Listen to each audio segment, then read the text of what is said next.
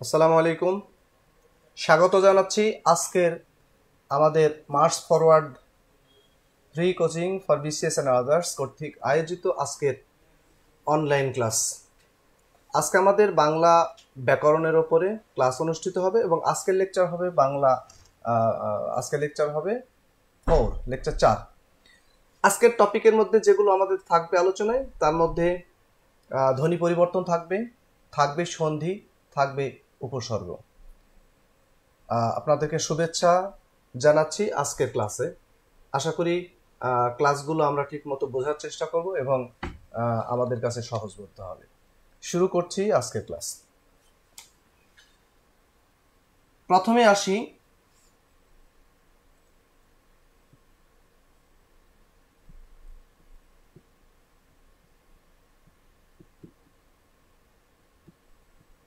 ধ্বনি পরিবর্তন।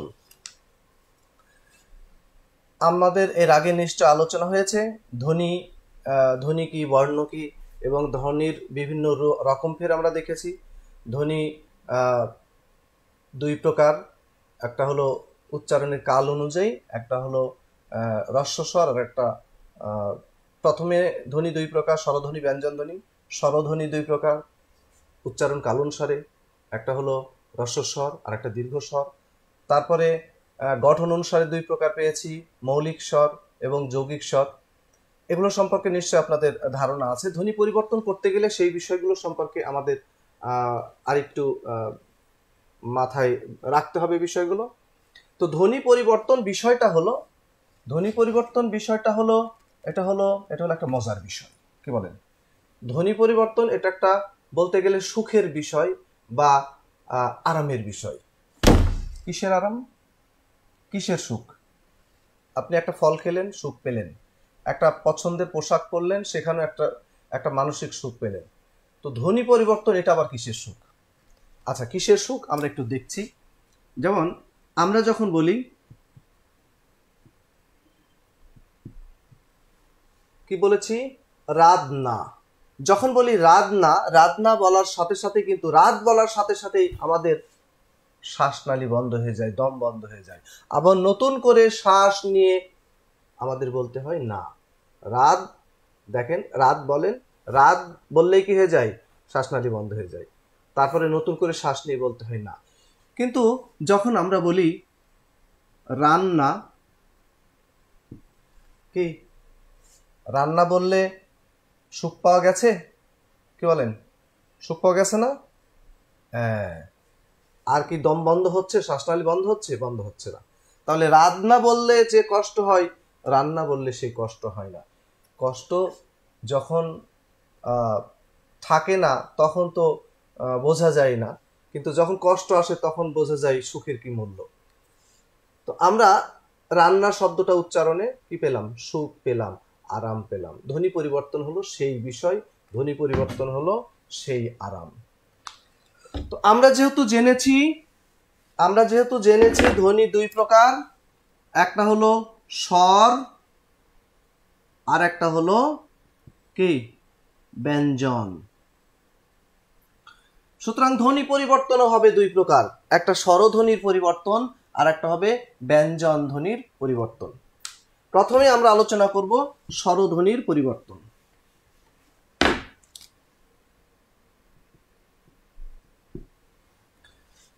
আচ্ছা,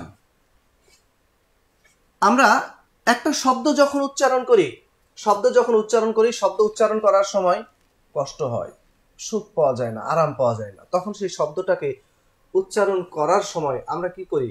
যেই জায়গাটায় শব্দটা উচ্চারণ করতে কষ্ট হয় ওইখানে একটা স্বর নিয়ে আসি। তো সেটা হতে পারে শব্দের শুরুতে, সেটা হতে পারে শব্দের শেষে, সেটা হতে পারে শব্দের মাঝে। যদি আমরা শব্দের শুরুতে স্বর আনি, স্বর আনলে সেটাকে আমরা কি বলবো? শব্দের মধ্যে যদি একটা স্বর আনি, ওইটাকে আমরা কি বলবো? স্বরের যোগে যদি আগমন ঘটে তাহলে এটাকে আমরা কি বলবো? ওটাকে বলা যাবে স্বরাগম। কি বলা যাবে? স্বরাগম। তাহলে স্বরাগম কি? স্বরাগম হলো স্বরের আগমন। একদম সোজা সাপটা কথা, তাই না? তো স্বরাগম বা স্বরের যে আগমন, এখন একটা শব্দের হতে পারে শুরুতে বা আদিতে স্বর আসলো, অথবা হতে পারে সেই শব্দের মধ্যে স্বর আসলো, অথবা হতে পারে সেই শব্দের অন্ত বা শেষে স্বর আসলো। যদি আদিতে স্বর আসে সেটাকে কি বলা হবে? আদি স্বরাগম। যদি মধ্য স্বর আসে সেটাকে কি বলা হবে? মধ্য স্বরাগম। যদি অন্তে বা শেষে স্বর আসে সেটাকে কি বলা হবে? অন্ত স্বরাগম। তাহলে প্রথমে আসি আমরা আদি স্বরাগম। আমরা একটা শব্দ পাই স্টেশন, কি বলি? স্টেশন। কিন্তু রাস্তাঘাটে যখন আমরা চলি তখন ওই যে একটা গানের চরণ ভেসে আসে, কি বলে? স্টেশনের রেলগাড়িটা। যখন বলে স্টেশন, কি বলে? যখন বলে স্টেশন, বলেন তো পরিবর্তনটা কি হলো? পরিবর্তন তো এটাই হয়েছে, আগে ছিল স্টেশন আর পরে হলো স্টেশন। তাহলে আদিতে একটা স্বর যুক্ত হয়েছে, সেটা হলো ই। আবার দেখেন স্পর্ধা। শোনেন, মানুষ যখন ক্ষেপে যায় তখন কি করে জানেন? যদি ইংরেজি পারে ইংরেজি বলে, আর যদি ইংরেজি না পারে গালিগালাজ করে যারা সাধারণ মানুষ। তো স্পর্ধা কি বলে? যত বড় মুখ নয় তত বড় কথা, কত বড় আস্পর্ধা। কি বলে? কত বড় আস্পর্ধা। তো স্পর্ধা থেকে যখন বললো আস্পর্ধা, পরিবর্তনটা কি হলো? আদিতে একটা স্বর এসেছে, সেটা হলো আ। তো আমরা আলোচনা করছিলাম আদি স্বরাগম। এখানে দেখতে পেলাম স্টেশন থেকে যখন হলো স্টেশন, আদিতে একটা স্বর এসেছে। স্পর্ধা থেকে যখন হলো আস্পর্ধা, আদিতে একটা স্বর এসেছে আ। তাহলে আদি স্বরাগমের ক্ষেত্রে আমরা যেটা পাই সেটা হলো আদিতে দুইটা স্বর আসে, একটা হলো আ আর একটা হলো ই। কি বললাম? মানে আই, আমি আই লিখে ফেলেছি না? আ আর রস্বই মানে আই আই। তাহলে আদি স্বরাগমে কোন কোন স্বর আসে? একটা আ আর একটা রস্বই। আচ্ছা, এবার দেখছি রত্ন। রত্ন কি বলে? রতনে রতন চিনে, রতনে রতন চিনে। আচ্ছা বলেন তো, রত্ন থেকে যখন রতন হলো পরিবর্তনটা কি হয়েছে? এইখানে তয়ের সাথে ন ছিল আর এখানে ত থেকে ন আলাদা হয়ে গেছে। এটা কিসের কারণে হয়েছে? একটা বর্ণের সাথে আরেকটা বর্ণ যখন যুক্ত থাকে তখন ওই বর্ণের মাঝখানে কোনো স্বর থাকে না। আমরা জানি এখানে যদি আমি লিখি ত, ত মানে হলো ত নিচে একটা হসন্ত যোগ অ। ত মানে কি? এটা না? ত যোগ অ। এখন আরেকটা বর্ণ হলো দন্তন্য। এই দন্তন্য মানে কি? দন্তন্য নিচে একটা হসন্ত যোগ অ। এখন এই বর্ণ ত আলাদা ন আলাদা, কিন্তু যখন ত এর সাথে আমি ন যুক্ত করব তখন মাঝখানের এই যে স্বরটা, এই দুটার মাঝখানে এই স্বরটা অস্বরটা থাকে না। অস্বর যখন থাকে না তখন এই দুটা বর্ণকে আমাদের পক্ষে যুক্ত করা সহজ হয়। কথা কি বুঝেছি? এখানে তয়ের নিচে ন আছে, তার মানে কেন তয়ের নিচে ন যুক্ত হতে পেরেছে? মাঝখানে যে স্বর ছিল অ, ওই স্বরটা অমিট হয়ে গেছে, ওই স্বরটা লুপ্ত হয়ে গেছে। তাহলে এখানে তয়ের নিচে ন, ত আর ন যুক্ত আছে, মাঝখানে যখন স্বর আনলাম অ, তখন সেটা হয়ে গেল আলাদা হয়ে গেল এবং ত এবং ন। ঠিক একইভাবে ফিল্ম। ফিল্ম কি বলে? ঢাকাইয়া ফিল্ম। তো ফিল্ম থেকে যখন বললাম ফিল্ম, সেখানে কোন স্বর এসেছে? ফ ল, আগে আছে কি ই, যখন আলাদা করলাম হয়ে গেল ফিল্ম। তার মানে কি? এই দুটার মাঝখানে একটা স্বর এসেছে, সেটা হলো ই। ব্লু। কাজের বুয়াটা বলে না, আফা ব্লুটা একটু দেন। ব্লু থেকে যখন বলে বুলু, পার্থক্যটা এখানে এখানে কি পার্থক্য হয়েছে? কি স্বর এসেছে? ব আর ল, এই দুটার মাঝখানে আর একটা উ স্বর এসেছে, হয়ে গেছে বুলু। শীত পড়ে গেছে তাই না? স্নো। স্নো কি বলে? আফা একটু সোনো মনো দেন না। স্নো থেকে বলে সোনো। তাহলে স্নো থেকে যখন বললো সোনো, মাঝখানে কোন স্বর এসেছে? মাঝখানে কোন স্বর এসেছে? ও। প্লেন। দেখতে দেখতে আকাশে উড়ে গেল একটা প্লেন। প্লেন। প্লেন থেকে যখন হলো প্লেন, মাঝখানে কোন স্বর এসেছে? এ। এটাই হলো মধ্য স্বরাগম। আমরা দেখতে পাচ্ছি প্রত্যেকটা যুক্ত বর্ণের মাঝখানে একটা করে স্বর এসেছে। অ, ই, উ, ও, এ। অ, ই, উ, ও, এ। এই 5টা স্বর আসে মধ্য স্বরাগমের ক্ষেত্রে। তাহলে মধ্য স্বরাগম কি? শব্দের উচ্চারণকে সহজ করার জন্য মধ্যে যদি কোনো স্বর আসে ওইটাকে বলা হয় মধ্য স্বরাগম। এই মধ্য স্বরাগমের আরো নাম আছে, এটাকে বলা হয়ে থাকে স্বরভক্তি। আর একটা নাম হলো বিপ্রকর্ষ। স্বরভক্তি বা বিপ্রকর্ষ। তাহলে মধ্য স্বরাগম, এটার একটা নাম হলো, আর একটা নাম হলো স্বরভক্তি, আর একটা নাম হলো বিপ্রকর্ষ। এবার আসি আমরা অন্তঃস্বরাগম। অন্ত মানে কি? অন্ত মানে হলো শেষে, শেষ। একটা অন্ত তো মধ্যে, আর একটা অন্ত হলো শেষ। তো অন্তঃস্বরাগম শোনেন, ওই যে কর্তামশাই যখন বাজারে যান, গিন্নির কাছে কি চান? হ্যাঁ, কি বলে? কিনতে হবে তো এটা সেটা, কি বলে গিন্নিকে? লিস্টিটা করে দাও গিন্নি। তো লিস্ট থেকে যখন বলে লিস্টি, কি বলে? লিস্টি। তখন একটা পরিবর্তন হয়েছে, কি? শেষে কোন স্বরটা এসেছে? শেষে এসেছে ই। শোনেন, একদিন ওই এখানে আসছিলাম মালিবাগে। তো গাড়ি থেকে এসেছি, রাস্তা পার হবো, রাস্তার ওই পাশে যাব, নামলাম। তো তখন তো আর ফ্লাইওভার টাইভার ছিল না, রাস্তার মাঝখানে ওরকম ব্যারিকেডও ছিল না, দৌড় দিয়ে পার হওয়া যেত। তো এই পাশে নেমে রাস্তার ওই পাশে যাব, সামনে দেখি কিছু লোকের গ্যাদারিং। তো আমার সময় ছিল না, তাড়াহুড়া করে আমি পার হচ্ছিলাম। তো হঠাৎ করে দেখলাম আমার সামনে ওই গ্যাদারিং থেকে একজন বের হয়ে এসে আমার সামনে দিয়ে রাস্তার ওই পাশে গেল। যখন ওই পাশে গেল তখন একজন তাকে জিজ্ঞেস করছে, ওই ওনে কি হয়েছে? কি বলে? ওই ওনে কি হয়েছে? তখন ও বলছে, চোরা ধরছে, চোরা। কি বলে? চোরা ধরছে।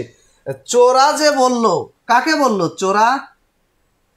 চোরকে বলছে চোরা।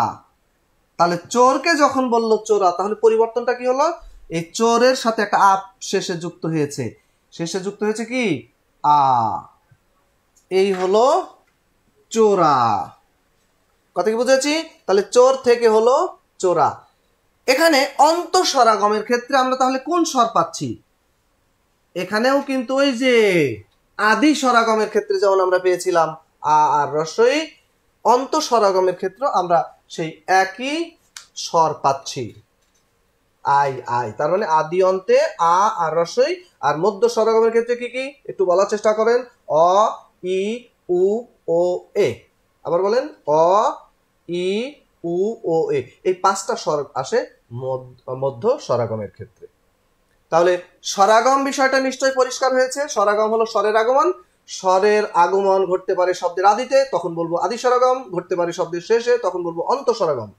আর যদি মাঝখানে স্বর আসে ওটাকে বলবো মধ্য স্বরাগম।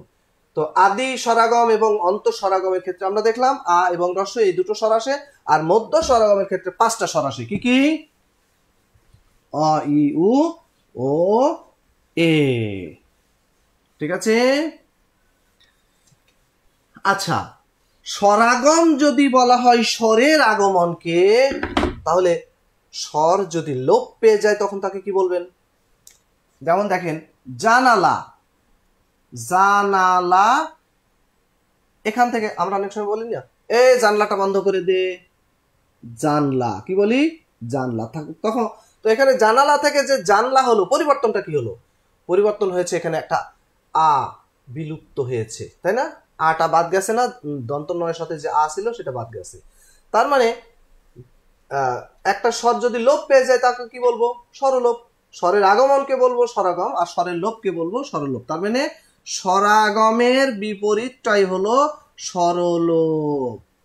এই স্বরলোপের আর এক নাম হলো সম্প্রকর্ষ। কি নাম? সম্প্রকর্ষ। তাহলে স্বরাগমের বিপরীত হলো সম্প্রকর্ষ। আচ্ছা, এবার বলেন ইকার এবং উকার। এই দুটা কার বর্ণের কোথায় বসে? ই কারটা যেমন আগে বসে, যেমন আমি এখানে যদি লিখি রি বা লিখলাম কি রিয়া, কি লিখলাম রিয়া, তাহলে র এর আগে এখানে ই বসেছে। অথবা শব্দটা আমি লিখলাম কোরিয়া, কি লিখলাম কোরিয়া, তাহলে র এর আগে দেখতে পাচ্ছি ইকার। আবার আমি যদি এখানে লিখি, আবার এখানে যদি লিখি চক্ষু, তাহলে উকারটা কোথায় বসেছে? ক্ষিয় এর নিচে বসেছে চক্ষু। তাহলে এখানে ইকার এবং উকার, এগুলো ইকারকে দেখা যাচ্ছে বর্ণের আগে বসে, উকার বসে বর্ণের নিচে। আবার কোনো বর্ণ দেখা যায় যে, কোনো কার দেখা যায় যে বর্ণের দুপাশে, যেমন ওকার, তাই না? আবার কোনোটা দেখা যায় যে বর্ণের পরে, যেমন দীর্ঘইকার। তো এই যে ইকার আর উকার, এটা বর্ণের আগে বসে বা নিচে বসে, কিন্তু উচ্চারণটা কোথায় হয়? উচ্চারণ যেমন রি যদি বলি, রি মানে কি? রি মানে কি? রি মানে হলো র যোগ ই, তাই না? তাহলে ইটা কোথায় বসেছে, কোথায় উচ্চারিত হচ্ছে? বর্ণের শেষে। যদিও দেখা যাচ্ছে বর্ণের আগে, কিন্তু উচ্চারণটা চোখ বলে বর্ণের আগে, কিন্তু কান বলে বর্ণের শেষে, কারণ ই এটা সবার শেষে। আবার যেমন দেখেন এখানে লেখা আছে খু, খু মানে কি? ক্ষিয় যোগ উ, খু, তাহলে কোথায়? বর্ণের পরে। তাহলে ইকার এবং উকার এটা চোখ যেটাই দেখুক না কেন উচ্চারিত হয় বর্ণের পরে। এটা হলো সাধারণ বা স্বাভাবিক ঘটনা, এটাই স্বাভাবিক ঘটনা। কিন্তু কখনো কখনো দেখা যায় এরা অস্বাভাবিক আচরণ কইরা ফালায়। কি করে? অস্বাভাবিক আচরণ কইরা ফালায়। কি করে ফালায়? অস্বাভাবিক আচরণ কইরা ফালায়। কি হলো? তাহলে কোরিয়া থেকে যখন হলো কইরা, তখন অস্বাভাবিকটা কি হলো? এই যে ইটা ছিল পরে, রয়ের পরে ছিল, চলে আসলো রয়ের আগে। আবার দেখেন চক্ষু, কি বলে? কপালে তোর চোখ নাই। চক্ষুকে যখন বলে চোখ, তখন পরিবর্তনটা কি হয়েছে? পরিবর্তনটা তো এটা হয়েছে যে ওটা উ ছিল ক্ষিয়র পরে, উ চলে আসলো ক্ষিয় এর আগে। তাহলে এই যে ইকার আর উকার ছিল পরে, আসলো আগে, এটা কি পরিবর্তন নয়? অবশ্যই পরিবর্তন। তাহলে পরিবর্তনের রীতিকে আমরা কি বলবো? পরিবর্তনের এই রীতিকে বলা হয়ে থাকে অপিনিহিতি।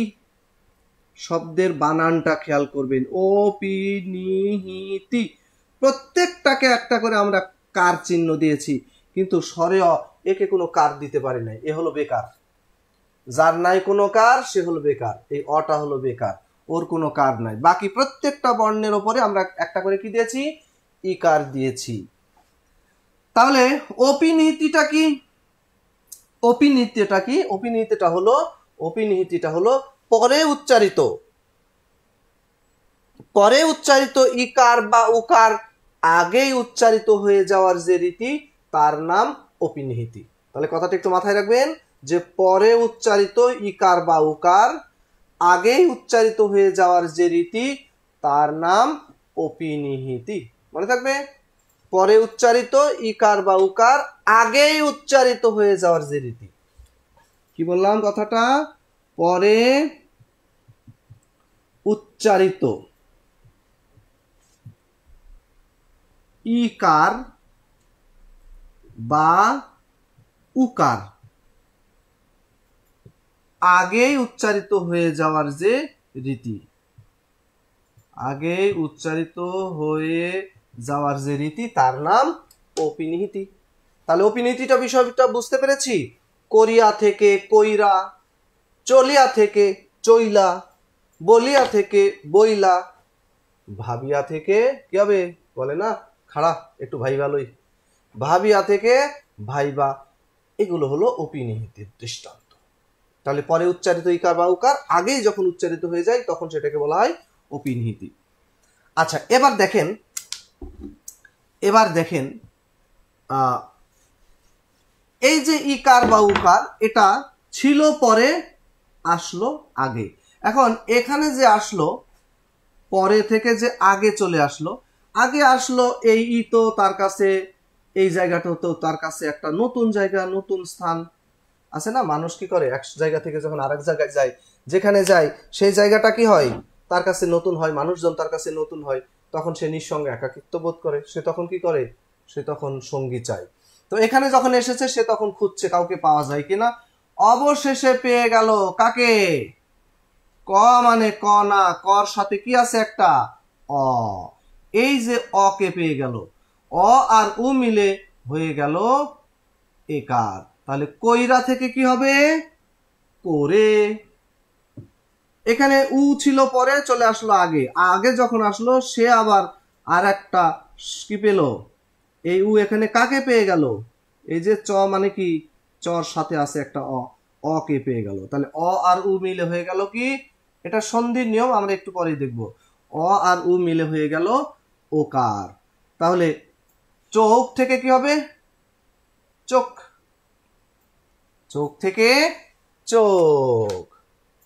তাহলে এই যে কইরা থেকে করে, চইলা থেকে চলে, বইলা থেকে বলে, ভাইবা থেকে ভেবে, এগুলো ধ্বনি পরিবর্তনের কোন রীতি, এটাকে বলা হয় অভিশ্রুতি। কি বলা হয়, অভিশ্রুতি। তাহলে অভিশ্রুতিটা কি, অভিশ্রুতিটা হলো, কাকে বলবো অভিশ্রুতি, অভিশ্রুতির সংজ্ঞাটা একটু লিখতে পারেন এভাবে, যে অপিনীতির ফলে প্রাপ্ত, অপিনীতির ফলে পূর্বে উচ্চারিত ইকার বা উকার, অপিনীতির কারণে তো আমরা পর্বে থেকে আগে চলে এসেছিল ইকার বা উকার। তো অপিনীতির ফলে পূর্বে উচ্চারিত ইকার বা উকার তার পূর্ব ধ্বনির সাথে, এই যে তার আগে যে ধ্বনিটা আছে অ, তার আগে যে ধ্বনি আছে অ, তার পূর্ব ধ্বনির সাথে মিলিত হওয়ার বা মিশে যাওয়ার যে রীতি, তার নাম হলো অভিশ্রুতি। কথা কি বুঝেছি? তাহলে কথাটা লেখেন, অপিনিহিতির ফলে পূর্বে উচ্চারিত ইকার বা উকার,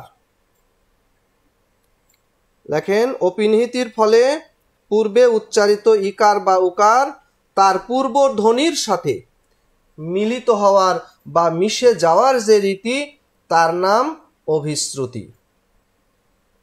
লিখেছেন? অপিনিহিতির ফলে পূর্বে উচ্চারিত ইকার বা উকার তার পূর্ব ধ্বনির সাথে মিলিত হওয়ার বা মিশে যাওয়ার যে রীতি, তার নাম অভিশ্রুতি।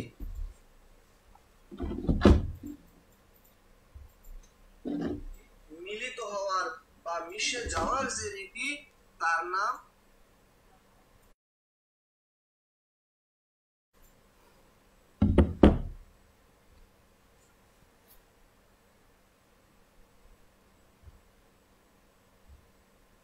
হ্যাঁ। তাহলে অভিশ্রুতিটা কি, অভিশ্রুতিটা হলো, এই যে অপিনীতির কারণে আমরা দেখেছিলাম যে ইকার বা উকার কি হয়েছে, এই ইকারটা কি ছিল, পরে ছিল, চলে এসেছে আগে, উকারটাও ছিল পরে, চলে এসেছে আগে, আর অপিনীতির পরের যে ধাপ ওইটাই হলো মূলত অভিশ্রুতি। তাহলে অভিশ্রুতি সম্পর্কে আমরা কি বলবো, কথাটা এইভাবে লিখবেন যে অপিনীতির ফলে অপিনীতির ফলে পূর্বে উচ্চারিত ইকার বা উকার তার পূর্বধ্বনির সাথে মিলিত হওয়ার বা মিশে যাওয়ার যে রীতি, তার নাম অভিশ্রুতি। ঠিক আছে? তাহলে অভিশ্রুতি সম্পর্কে কথাটা পরিষ্কার হয়েছে, অভিশ্রুতি বিষয়টা পরিষ্কার হলো তো? আচ্ছা, এবার আসেন, শোনেন, মানুষ, আমাদের সমাজে তিন শ্রেণীর মানুষ সাধারণত বাস করে, একটা হলো উচ্চবিত্ত, একটা হলো নিম্নবিত্ত, আর একটা হলো মধ্যবিত্ত।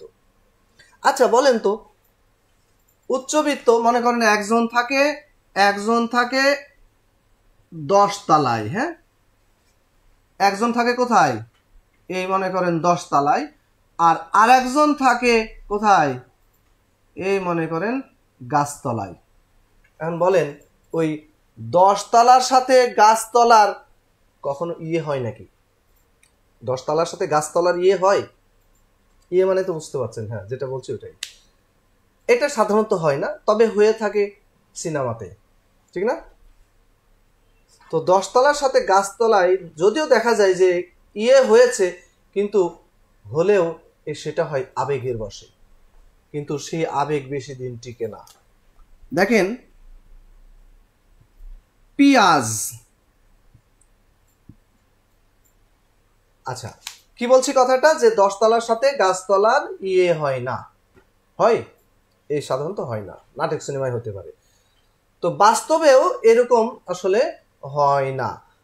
এই এই যে মানে স্ট্যাটাসটা, সামাজিক মর্যাদাটা, এটা আমাদের স্বরগুলো, মৌলিক স্বরগুলো মেনটেন করে। আমরা মৌলিক স্বর কয়টা জেনেছি? মৌলিক স্বর মোট জেনেছি কয়টা? মোট মৌলিক স্বর হলো 7টি। এর মধ্যে একটা পেয়েছি কি কি? একটা পেয়েছি হ্রস্বই বা দীর্ঘই, আরেকটা হলো হ্রস্ব বা দীর্ঘ, আরেকটা হলো অ, আরেকটা হলো এ, আরেকটা হলো ও, আরেকটা হলো এ, আরেকটা হলো আ। এই 7টা হলো কি? মৌলিক স্বর। তো এই 7টা মৌলিক স্বর, তাদের মধ্যে এরকম সামাজিক স্ট্যাটাস আছে। এরা এই দুইজন থাকে 10 তলায়, এ থাকে গাছতলায়, আর এরা থাকে মাঝতলায়। মাঝতলায় মানে মনে করেন 2 তলা 4 তলা, 2 তলা 3 তলা 4 তলা, এরকম বিভিন্ন তলায় থাকে। ঠিক আছে, এখন এই যে 10 তলার সাথে গাছতলার ইয়ে সাধারণত হয় না। এখানে দেখেন পেঁয়াজ শব্দটা যে লিখেছি, পেঁয়াজ শব্দে কোন কোন তলা আছে? এ হলো 10 তলা, আর আর আর আর এ হলো গাছতলা। তো 10 তলার সাথে গাছতলা যদি ইয়ে হয়েও যায়, হ্যাঁ, আবেগের বশে, কিন্তু কি হয় না, এ বাঁধন কভু থাকে না টিকে। তো টিকে যখন থাকে না, বাঁধন যখন ছিঁড়ে যায়, তো বাঁধন ছিঁড়ে গেলে ছিড়ন্ত অবস্থাতেই কি সারা জীবন পার হয় না, আবার নতুন করে স্বপ্ন দেখে, নতুন করে বাঁধার স্বপ্ন দেখে। তখন কি হয়? তখন ওই 10 তলা কি আবার গাছতলার সাথে সম্পর্ক করবে? এইটা হয় না। সাধারণত কি হয়, ওই যে বলে না, কানার লাঠি একবারই হারায়। তো আবার কখনো এমন করবে না। তখন কি করে? 10 তলা যদি গাছতলাকে বাদ দিয়ে দেখা যায় যে মাঝতলার কাউকে নেই। আবার গাছতলা যদি 10 তলাকে বাদ দেয়, তাহলে ওই মাঝের কাউকে নেই। কথা কি বুঝেছি? তখন নিয়ে কি করে, নতুন করে আবার সঙ্গতি রক্ষার চেষ্টা করে। তাহলে এখানে এই যে 10 তলার গাছতলা, আচ্ছা আমি এখানে একটু বলে দিই, আমরা যে মৌলিক স্বরকে 7টা মৌলিক স্বরকে যে 3টা ভাগ করেছি, এই 3টা ভাগের মধ্যে এটা এই ই এবং উ, এটাকে বলা হয় উচ্চ স্বর। অ, এই 4টাকে বলা হয় মধ্য স্বর, আর এটাকে বলা হয় নিম্ন স্বর। তো শব্দের মধ্যে যদি উচ্চ স্বর নিম্ন স্বর একসাথে থাকে এবং তা উচ্চারণে যদি অসুবিধা হয়, তাহলে কি করা হয়? উচ্চ স্বর নিম্ন স্বরকে বা নিম্ন স্বর উচ্চ স্বরকে বাদ দিয়ে মধ্যবর্তী কোনো স্বরকে নিয়ে যে সঙ্গতি রক্ষা করে, এটাকে আমরা কি সঙ্গতি বলবো? হ্যাঁ, এটার নাম হলো স্বরসঙ্গতি। স্বরসঙ্গতি। কথা কি বুঝেছি? তাহলে স্বরসঙ্গতিটা কি? তাহলে এখানে কি হবে?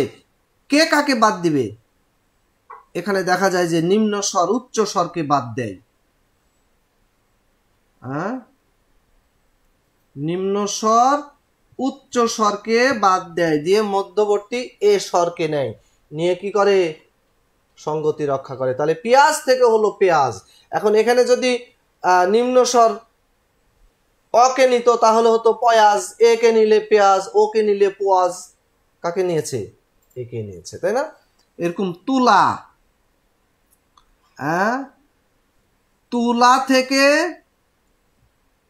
তুলো, এই যে উচ্চ স্বর আর নিম্ন স্বর কি করলো? নিম্ন স্বর উচ্চ স্বর নিম্ন স্বরকে বাদ দিয়ে মধ্যের ও স্বরকে নিয়েছে। তাহলে তুলা থেকে তুলো। তাহলে পেঁয়াজ থেকে পেঁয়াজ, শিয়াল থেকে শিয়াল, তুলা থেকে তুলো, মূলা থেকে মূলো, এগুলো হলো কি? এগুলোর নাম হলো স্বরসঙ্গতি। তাহলে স্বরসঙ্গতি কথাটা কাকে বলবো? কথাটা একটু এভাবে লিখবেন যে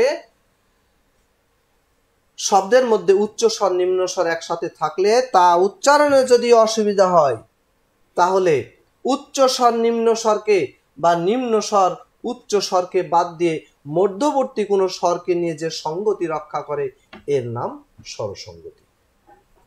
কথা কি বুঝেছি? আচ্ছা, তাহলে আমরা স্বরধ্বনির পরিবর্তন এতক্ষণে দেখলাম। এবার আসি, তাহলে স্বরধ্বনির মধ্যে আমরা কি কি পেয়েছি এখানে ইম্পর্টেন্ট গুলো? একটা স্বরাগম, স্বরলোপ, অপিনিহিতি, অভিশ্রুতি, স্বরসঙ্গতি।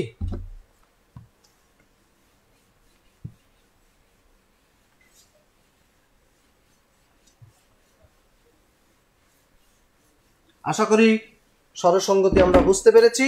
এবার আসি ব্যঞ্জন, স্বরধ্বনি বুঝেছি, এবার আসি ব্যঞ্জন ধ্বনি পরিবর্তন।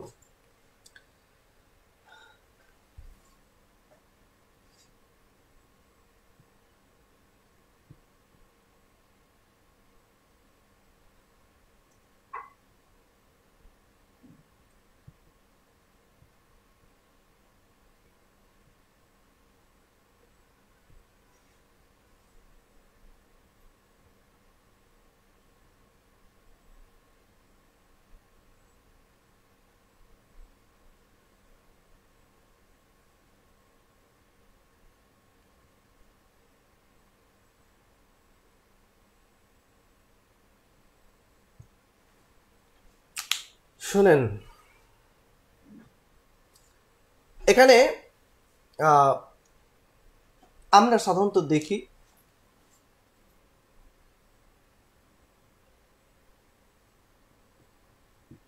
দুইজন দুই ভবনে থাকে। হ্যাঁ, এ থাকে এই ভবনে, ও থাকে ওই ভবনে।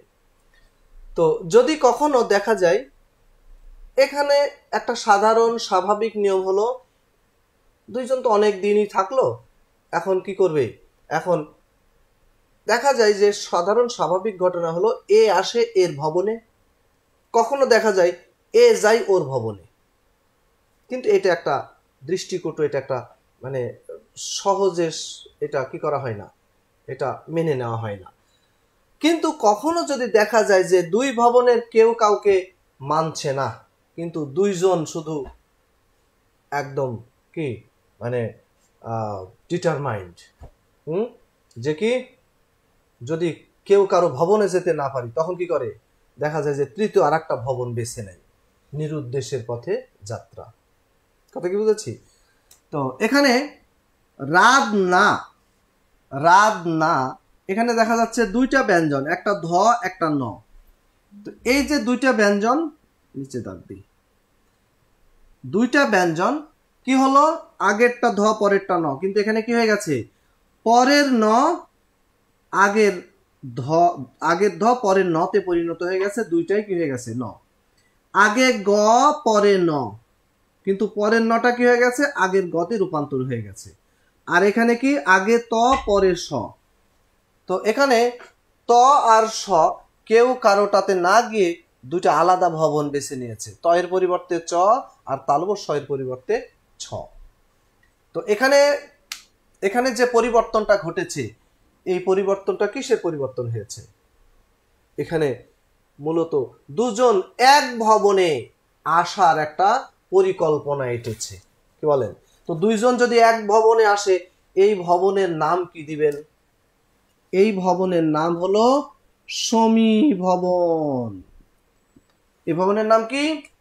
সমীভবন। তাহলে সমীভবন বিষয়টা কি?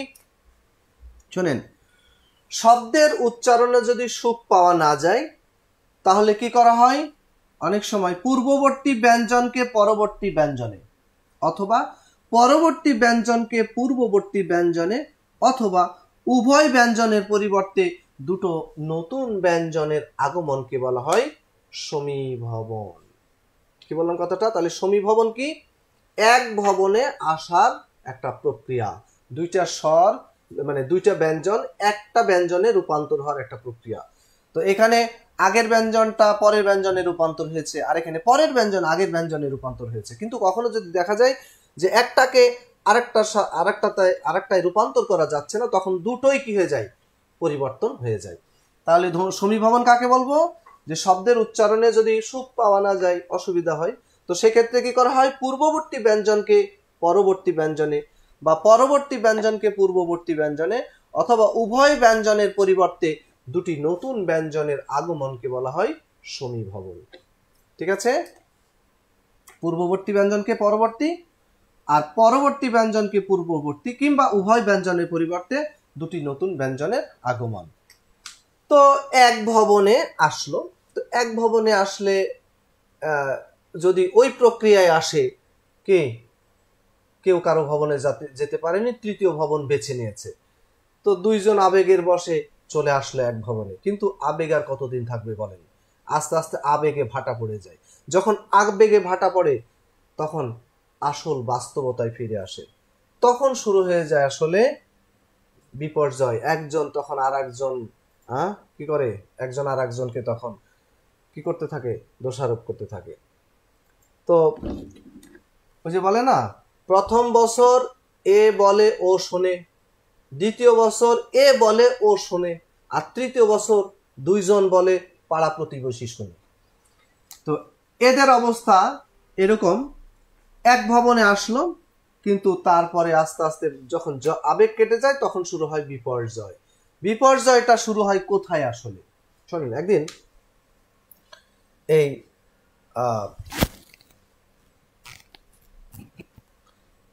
দুইজন, তো মিয়া বিবি দুইজন বাড়ির মধ্যে একজোট হয়েছে, কিন্তু সকাল বেলায় উঠে কি করেছে, বিবি সাহেবা বের হয়ে চলে যাচ্ছে বাড়ি থেকে, একটা বাক্স ভর্তি করে নিয়েছে, কাপড় চোপড় নিয়ে বের হয়ে গেছে। ওইখানে রাস্তার পাশে গিয়ে দাঁড়িয়ে আছে, তো দাঁড়িয়ে আছে, রিক্সাওয়ালাকে দেখে ডাকছে, ওই রিক্সা এদিকাই। কি বলছে? ওই রিক্সা এদিকাই। তো রিক্সাওয়ালা যখন আসলো তখন বলছে, বাস্কটা উঠা। রিক্সাওয়ালা যে বাক্স উঠাবে, তো কোথায় যাবে আগে জিজ্ঞেস করবে না? তো জিজ্ঞেস করছে, আফা কই যাবেন? তো বলছে যে কাউরান বাজার। কি বলছে? বলছে কাউরান বাজার। তো রিক্সাওয়ালা বলছে, আফা ওটা তো ভিআইপি রোড, ওই রোডে রিক্সা যায় না। তখন কি বলছে সে, যে বেশি ফাল পারিস না, যা কই তাই হুন। তো কি বলল, বের হয়ে গিয়েছিল, রিক্সাওয়ালাকে দেখলো, তাই না? রিক্সাওয়ালাকে যখন দেখলো তখন কি বলছে, কি বলে ডাকলো, ওই রিস্কা, ওই রিস্কা, তাই না? রিস্কা, তাই বলছে। যখন বাক্স উঠাতে বলল, কি বলছে, বাক্স উঠাতে বলল, কিন্তু বলল কি, বাস্কটা উঠা। আর কোথায় যাবে বলল, যাবে তো কারওয়ান বাজার, তাই না? যাবে কোথায়? কারওয়ান বাজার, কিন্তু বলল কি, কাউরান বাজার। এই যে রিক্সা থেকে যখন বলল রিস্কা, পরিবর্তনটা কি হলো? আগে ছিল ক, পরে স, আগের ক পরে গেল, পরের স আগে আসলো। এখানে কারওয়ান, আগে র পরে ও, তো আগের রটা কোথায় গেল? পরে চলে গেল, আর পরের ও কোথায় চলে আসলো? আগে চলে আসলো। এই যে পাশাপাশি দুইটা বর্ণ কি হয়েছে, এখানে স্থান পরিবর্তন করেছে, ইন্টারচেঞ্জ। পাশাপাশি দুইটা বর্ণ যখন কি করে, স্থান পরিবর্তন করে, তখন সেটাকে কি বলা হয়? এই যে বিপর্যয়, এটার নাম হলো ধ্বনি বিপর্যয়। কি বলবেন এটাকে? ধ্বনি বিপর্যয়। তাহলে ধ্বনি বিপর্যয়টা কি?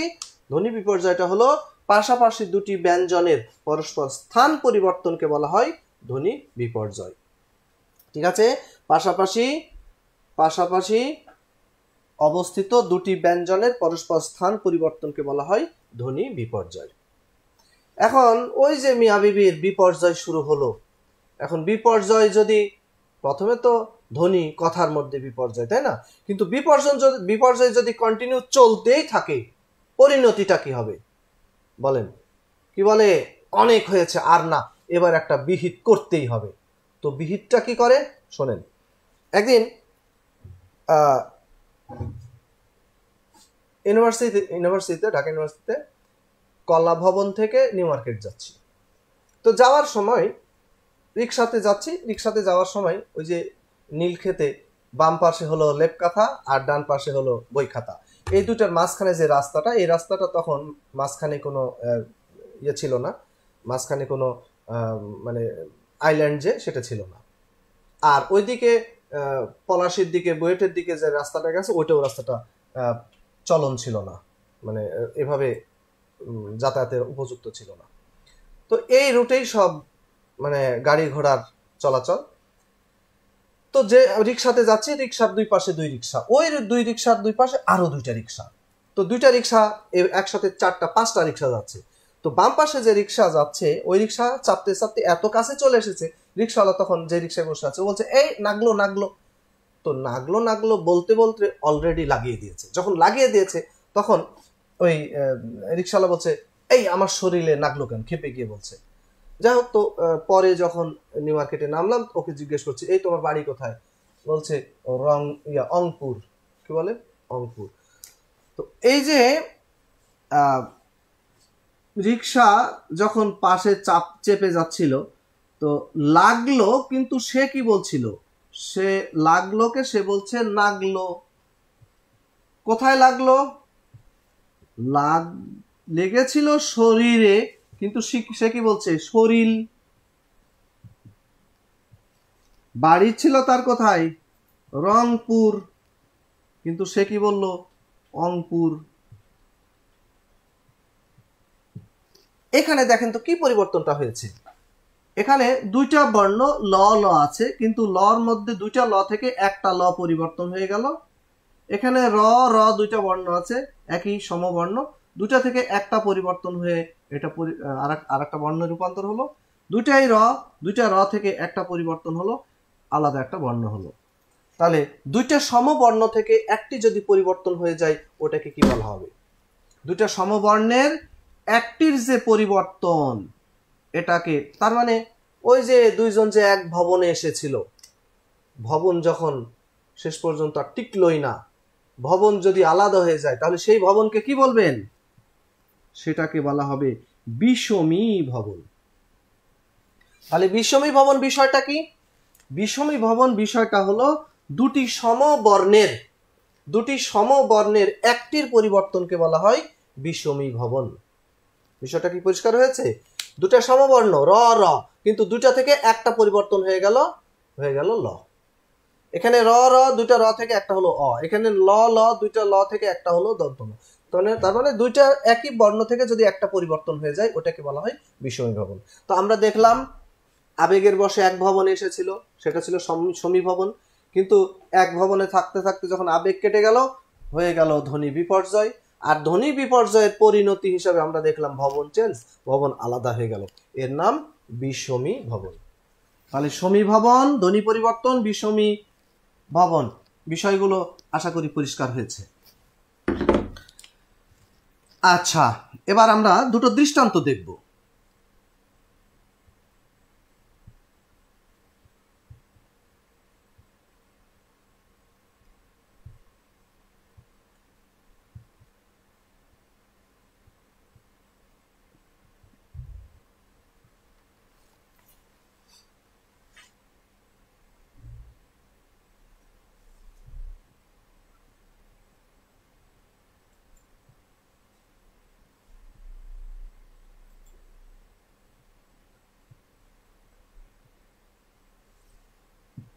দেখেন, এখানে মেজদিতি থেকে মেজদি, বড় দাদা থেকে বড়দা, ফাল্গুন থেকে ফাগুন, ফলাহার থেকে ফলার, দুটো দৃষ্টান্তেই একটা সাদৃশ্য, একটা মিল আছে। মিলটা কি? মিলটা হলো এখানে দেখেন দি দি দুটা সমবর্ণ থেকে একটা কি হয়ে গেছে? বিলুপ্ত হয়ে গেছে। দা দা দুইটা সমবর্ণ থেকে একটা বিলুপ্ত হয়ে গেছে, শুধু দা। আর এখানে ছিল ফাল্গুন, ফাল্গুন থেকে যখন হলো ফাগুন তখন লটা কি হয়ে গেছে? তখন এই লটা বাদ গেছে। ফলাহার থেকে যখন হলো ফলার, এখানে কি হয়েছে? এই হটা বাদ গেছে। তার মানে দুটো থেকেই কি হয়েছে? একটা করে বর্ণ বিলুপ্ত হয়েছে, কিন্তু এখানে দুটো সমবর্ণ থেকে একটা বাদ গেছে, আর এখানে শব্দের মধ্যে থেকে, শব্দের অন্তর থেকে যে কোনো একটা বর্ণ বিলুপ্ত হয়ে গেছে। তাহলে দুটো সমবর্ণ থেকে যদি একটা বিলুপ্ত হয় সেটাকে আমরা কি বলবো? আর শব্দের মধ্যে থেকে যদি, শব্দের অন্তর থেকে যদি একটা কি হয়ে যায়, বিলুপ্ত হয়ে যায়, সেটাকে আমরা কি বলবো? দুটি সমবর্ণ থেকে একটি বর্ণ বিলুপ্ত হয়ে গেলে তাকে বলা হয় ব্যঞ্জন চ্যুতি। দুটো সমবর্ণ থেকে একটি বর্ণ বিলুপ্ত হলে তাকে বলবো ব্যঞ্জনচ্যুতি। আর শব্দের অন্তর থেকে, শব্দের ভেতর থেকে যদি একটা বর্ণ কি হয়ে যায়, বিলুপ্ত হয়ে যায়, তখন সেটাকে বলা হবে অন্তর্হতি। অন্তর্হতি।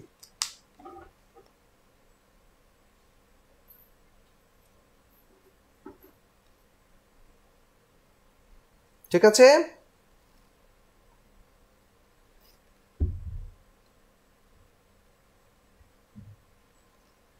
তাহলে ব্যঞ্জনচ্যুতি আর অন্তর্হতি পার্থক্যটা কি পরিষ্কার হয়েছে?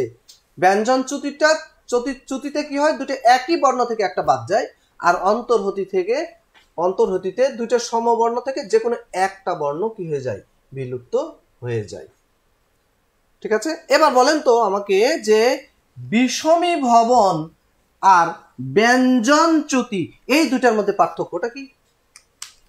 বিষমী ভবন হলো দুটো সমবর্ণ থেকে একটা কি হয়ে যায়, শুধু চেঞ্জ হয়, পরিবর্তন হয়, কিন্তু বিলুপ্ত হয় না। আর ব্যঞ্জনচ্যুতিতে দুটো সমবর্ণ থেকে একটা কি হয়ে যায়, আউট। দুটো সমবর্ণ থেকে একটা শুধু বাদ চলে যায়। কথা কি পরিষ্কার হয়েছে? এই হলো কি ব্যঞ্জনচ্যুতি এবং অন্তর্হতি।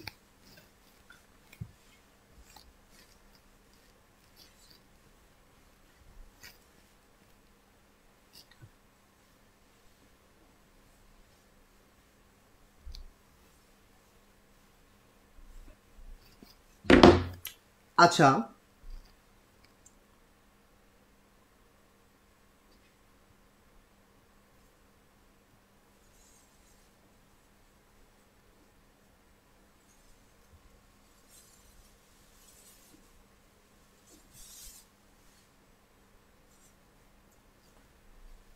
শোনেন, সাধারণত কাজের বুয়া যারা আয়া, তারা কি বলে, আপাকে বলে আফা। কি বলে? আপাকে বলে আফা। কিন্তু আপাকে আফা বললে গৃহকর্ত্রী কি করে, হাসে, মুস্কি মুস্কি হাসে যে বুয়া আমার বলে কি। কিন্তু আয়া যদি জানতো যে আপাকে আফা বলা আর ধোবাকে ধোপা বলা একই দোষে দুষ্ট, তাহলে সেও একটু মুস্কি মুস্কি হাসতো। কি বলেন? তাহলে আপাকে আফা বললে আমরা এটাকে কি বলি? আমরা এটাকে বিকৃত উচ্চারণই বলে থাকি। এটাকে বলা হয় ব্যঞ্জন বিকৃতি। তার মানে বিকৃতভাবে কোনো ব্যঞ্জনের উচ্চারণ করা হলে তাকে বলা হবে ব্যঞ্জন বিকৃতি। তাহলে ধোবাকে ধোপা বললে আর আপাকে আফা বললে এগুলো কি হয়, এগুলো বিকৃত উচ্চারণ হয়, এগুলোকে বলা হয় ব্যঞ্জন বিকৃতি। ঠিক আছে?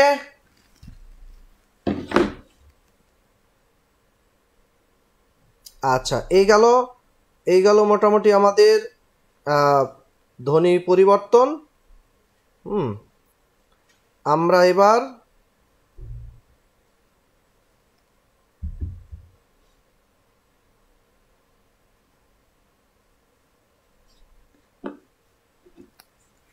এবার আসি সন্ধির আলোচনায়।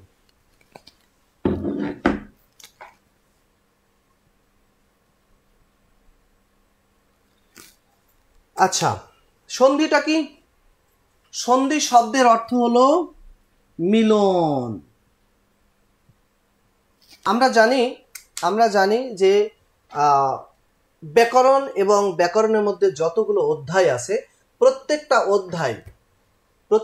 অধ্যায় এসেছে, প্রত্যেকটা অধ্যায়ের নাম এটা সংস্কৃত থেকে এসেছে, সংস্কৃত ভাষার শব্দ। তার মানে সন্ধি এটা কোন ভাষা থেকে এসেছে? এটা এসেছে সংস্কৃত ভাষা থেকে।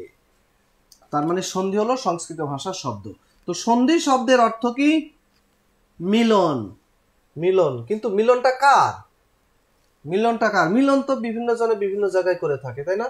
ওয়ালে, গাছের ডালে, গাছের পাতায়, হাত কেটে হাতে। আর সবচেয়ে বেশি কোথায় দেখা যায়? টয়লেটে লেখা থাকে না অমুক যোগ অমুক, ওখানেও সন্ধি হয়। তবে এখানে সন্ধি সেই সন্ধি হবে না। এখানে সন্ধি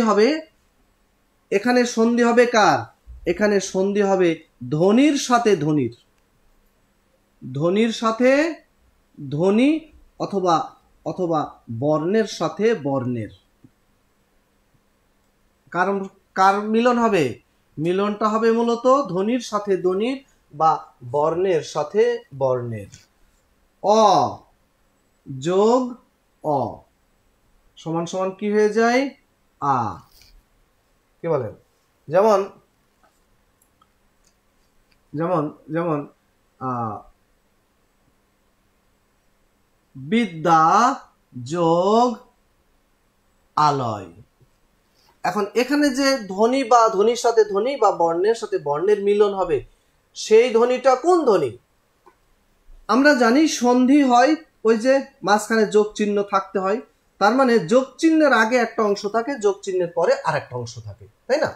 এখন যোগ চিহ্নের আগে যে অংশ থাকে সেইটার সেই শব্দের শেষ ধ্বনির সাথে যোগ চিহ্নের পরে যে শব্দ থাকে অংশ থাকে সেটার প্রথম ধ্বনি, অর্থাৎ যোগ চিহ্নের ঠিক আগে আর যোগ চিহ্নের ঠিক পরে এই যে দুটা ধ্বনি থাকে, এই যে দুটা বর্ণ থাকে, এখানে মিলনটা তাদেরই হয়। এই জন্য আমরা কি বলছি?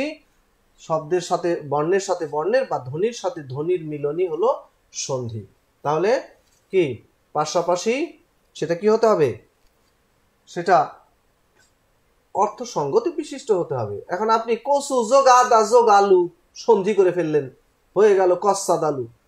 এটা সন্ধি করলে কি হয়? সেটা সংক্ষিপ্ত হয়, শ্রুতি মধুর হয়, কিন্তু যে কোনো শব্দকে আমরা সন্ধি তো আর করতে পারবো না, তাই না? তো সন্ধি করার ক্ষেত্রে কতগুলো নিয়ম আছে। তো সন্ধি কত প্রকার? সন্ধি কত প্রকার? আমাদের বাংলা ভাষায় ধ্বনি দুই প্রকার, এই কারণে বাংলা সন্ধি দুই প্রকার। একটা হলো স্বর সন্ধি আর একটা ব্যঞ্জন সন্ধি। ঠিক আছে? বাংলা সন্ধি কয় প্রকার? দুই প্রকার। একটা হলো স্বর সন্ধি আর একটা ব্যঞ্জন সন্ধি। কিন্তু আমাদের বাংলা ভাষায় যে প্রায় ১৬ লক্ষ শব্দ এসেছে, এই ১৬ লক্ষ শব্দের মধ্যে কিছু শব্দ আমাদের চার ভাগের এক ভাগ শব্দ আমরা পেয়েছি কোথা থেকে? তৎসম বা সংস্কৃত শব্দ থেকে। তো ওই সংস্কৃত শব্দের মধ্যে যে শব্দ মানে কিছু শব্দ আছে যে শব্দগুলো গঠিত হয়েছে, সন্ধিজাত কিছু শব্দ তৈরি হয়েছে যেখানে ব্যঞ্জন বিসর্গ সন্ধি ব্যবহার করা হয়েছে। এই কারণে বাংলা সন্ধি এটা হলো দুই প্রকার। বাংলা সন্ধি দুই প্রকার, কিন্তু তৎসম সন্ধি বা সংস্কৃত সন্ধি সেটা কয় প্রকার? ওই যে স্বরধ্বনি স্বরসন্ধি ব্যঞ্জন সন্ধি এর সাথে আর একটা সন্ধি যুক্ত হলো, সেটা হলো বিসর্গ সন্ধি। এই জন্য তৎসম বা বিসর্গ সন্ধি কি বলে, সংস্কৃত সন্ধি হলো তিন প্রকার। পরীক্ষায় যদি আসে বাংলা সন্ধি কয় প্রকার, তাহলে তো দুই প্রকার, কিন্তু প্রশ্ন যদি আসে সন্ধি কয় প্রকার, তখন ওই যে বিসর্গ সন্ধি সেটাও আমাদের কি করতে হবে? সেটাও আমাদের এর সাথে হিসাব করে বলতে হবে সন্ধি কয় প্রকার? তাহলে তিন প্রকার। একটা হলো স্বরসন্ধি, একটা হলো ব্যঞ্জন সন্ধি, আর একটা হলো বিসর্গ সন্ধি। ঠিক আছে? স্বরসন্ধি, ব্যঞ্জন সন্ধি আর বিসর্গ সন্ধি।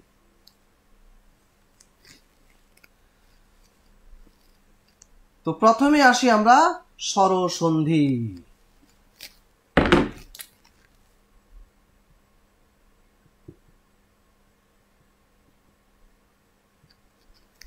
তো স্বরসন্ধি তাহলে কি হবে? নামের মধ্যে যতটুকু পাচ্ছি এখানে স্বর থাকতে হবে, তাই না? কিন্তু স্বরসন্ধির ক্ষেত্রে কেবল আমরা দেখি স্বরের সাথে স্বরের সন্ধি। স্বরের সাথে কার? স্বরের সাথে স্বরের যে সন্ধি তার নাম হলো স্বরসন্ধি। তো স্বরসন্ধির ক্ষেত্রে আমরা যেটা পাই যেমন স্বরেয়, স্বরেয়া, রস্বই, দীর্ঘই, রস্বৌ, দীর্ঘ রি এ ওই ও ও। তো এখানে এই যে স্বরে অ আর স্বরে আ এই দুটোর মধ্যে সন্ধি হয়, স্বরে অ আর স্বরে আ এই দুটোর মধ্যে যখন সন্ধি হবে তখন সেটা যেভাবেই থাকুক না কেন, স্বরে অ দুটোই স্বরে হোক আর আগেরটা স্বরে অ পরেরটা স্বরে আ হোক, বা আগেরটা স্বরে আ পরেরটা স্বরে অ হোক, অথবা অথবা দুটেই স্বরে আ হোক, দুটাই স্বরে হোক, কি হবে কি হবে প্রত্যেকটা ক্ষেত্রে মাথায় রাখবেন, প্রত্যেকটা ক্ষেত্রে সন্ধি করলে কি হবে, এই অটা তো হ্রস্ব আর স্বরে আটা তো দীর্ঘ, এটা কি এটা হলো হ্রস্ব আর এটা হলো দীর্ঘ। তো হ্রস্ব আর দীর্ঘর মধ্যে যদি সন্ধি করা হয় সবসময় কি আসবে, সবসময় দীর্ঘ স্বর আসবে। কথা কি বুঝেছি? সব হ্রস্ব আর দীর্ঘর মধ্যে যদি এখানে হ্রস্ব আর দীর্ঘ, হ্রস্ব হ্রস্ব সেখানেও দীর্ঘ হবে, হ্রস্ব হ্রস্ব দীর্ঘ, দীর্ঘ হ্রস্ব, দীর্ঘ দীর্ঘ, যে কোনো ভাবেই হোক না কেন সন্ধি করলে সবসময় কি আসবে, স্বরে আ আসবে। কথা কি বুঝেছি? আমি প্রত্যেকটা আলোচনা করতে গেলে সময় অনেক চলে যাবে, আমি আপনাদের বিষয়টা পরিষ্কার করার জন্য একটু ক্লিয়ার করে বলছি যে স্বরে অ এবং স্বরে আ এই দুটো স্বরের মধ্যে যেভাবেই হোক না কেন, আগে পরে চারটা অপশনে যে কোনো ভাবেই হোক, সেখানে কি হবে, স্বরসন্ধি মানে দীর্ঘ স্বরটা এখানে সন্ধিতে আসবে। যেমন আমরা একটা দেখি, যেমন রত্ন, রত্ন যোগ কি হবে, আকর। তাহলে এখানে কি রত্ন, রত্ন বললে অ আসে, আকরে আ, তো এখানে স্বরে অ আর এখানে স্বরে আ, কিন্তু উচ্চারণটা কি হবে, দীর্ঘ স্বরে হবে, তখন কি হয়ে যাবে, রত্ন হবে না, তখন হয়ে যাবে রত্নাকর। কথা কি বুঝেছি? তাহলে হ্রস্ব এবং দীর্ঘ অ এবং আ এই দুটার মধ্যে যেভাবেই সন্ধি হোক না কেন সেটা কি হবে, সবসময় দীর্ঘ স্বর হবে। আবার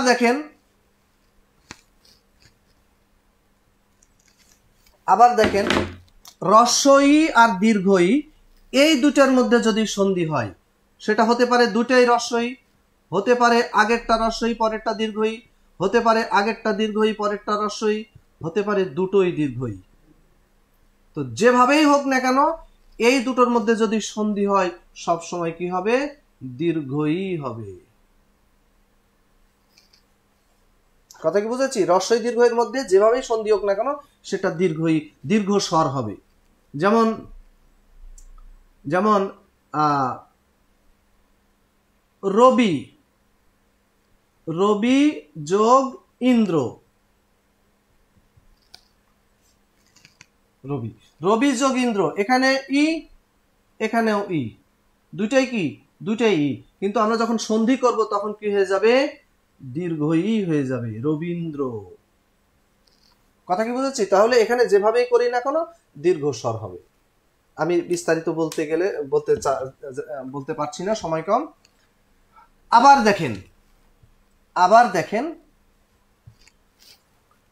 এই যে হ্রস্ব উ আর দীর্ঘ উ এই দুটার মধ্যে আপনি যদি সন্ধি করেন, হ্রস্ব উ আর দুটাই হ্রস্ব যদি হয়, আগেরটা হ্রস্ব উ পরেরটা দীর্ঘ যদি হয়, আগেরটা দীর্ঘ উ পরেরটা হ্রস্ব উ যদি হয়, কিংবা হয় দুটোই দীর্ঘ উ, তাহলে কি হবে, যে কোনো ভাবেই হোক না কেন এটা কি হবে, দীর্ঘ উ হবে।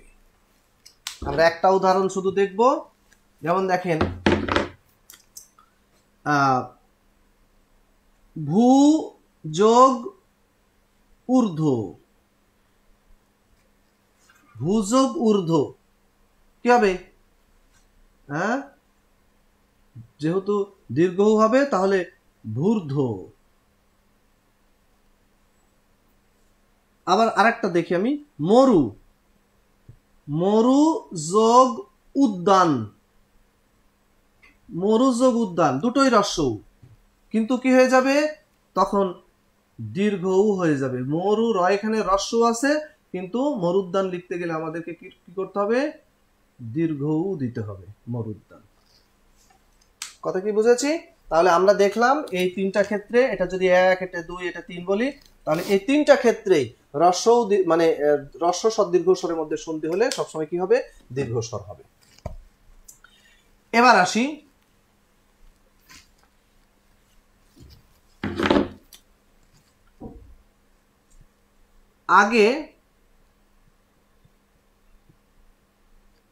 আগে যদি স্বরেয় বা স্বরেয়া থাকে, হ্যাঁ, আর পরে